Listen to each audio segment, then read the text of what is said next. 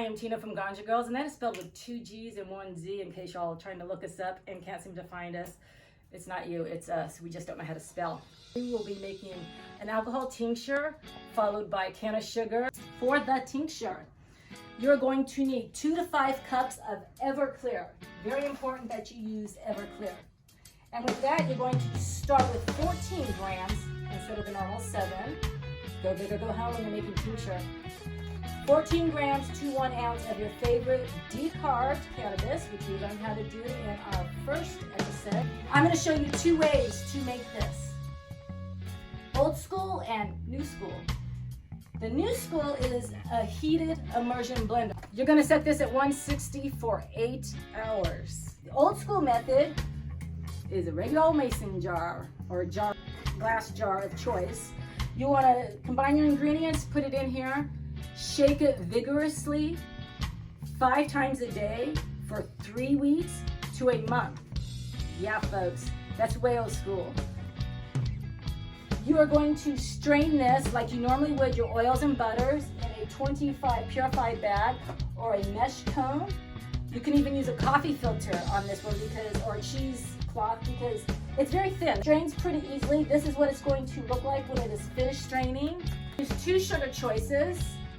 The erythritol, which is for diabetes, it is heart healthy, and it is keto friendly. Organic cane sugar is the other way to go. The larger the grain, the better it's going to adhere to the tincture, so keep that in mind when getting your organic cane sugar. You're going to take the tincture that we just made, 3/4 cup, and along with 3 cups of sugar of choice.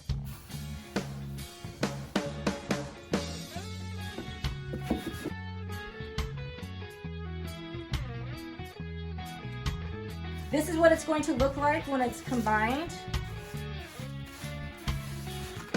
You just want to put it on a cookie sheet. I mind it because it makes a mess. You want to do this in an electric oven only, folks.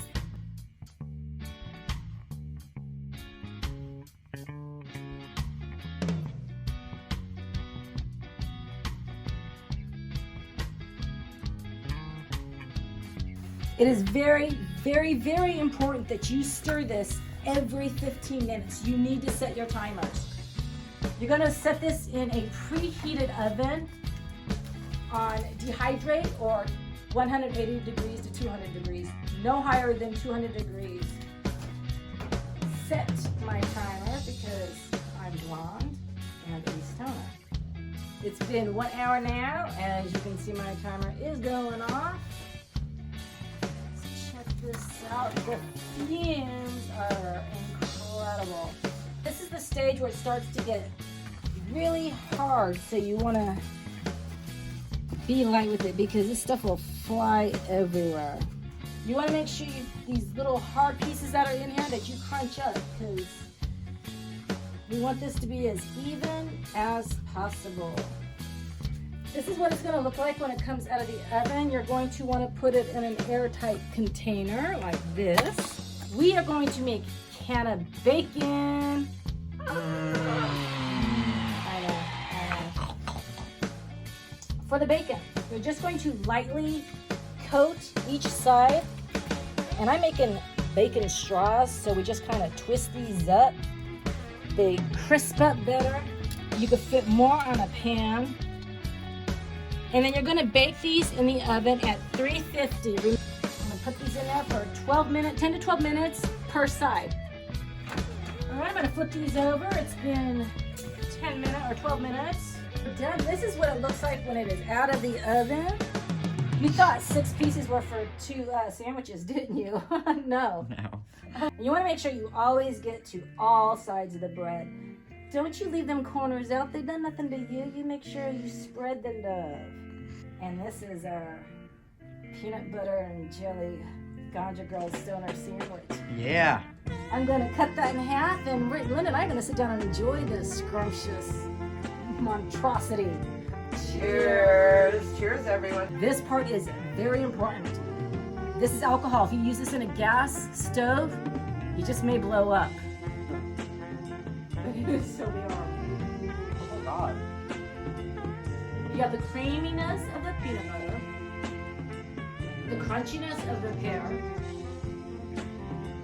the saltiness of the bacon, And the the sweetness of the bacon. sweetness of the bread, And the jam. and the cheese and the apricot jam just tied it together. I'm sure once upon a time, many years ago, they used to make it without being infused. I don't remember these days. No, I don't want to. I don't even like to talk about them, actually. It's quite sad. So we're just going to swipe that idea. Always make it infused. It's just way better. First things first. So pretty. Amazon.com. Actually, the show's not showing yet. So I just put my foot in my mouth. That's all right. With this, you're going to mix it together. Oops. That's going to be cut out, sorry. Okay.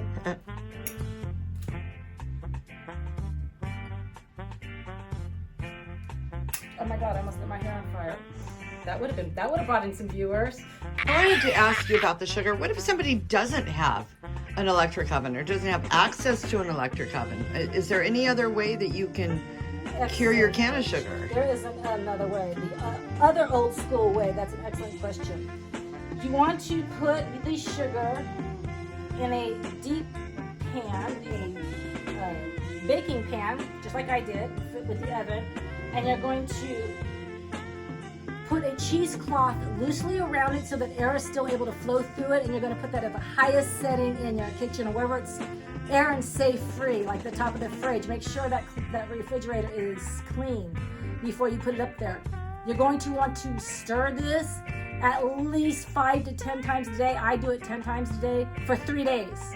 It's going to take that long for the alcohol to evaporate and to thoroughly mix in. So yes, excellent. Stay safe, stay high.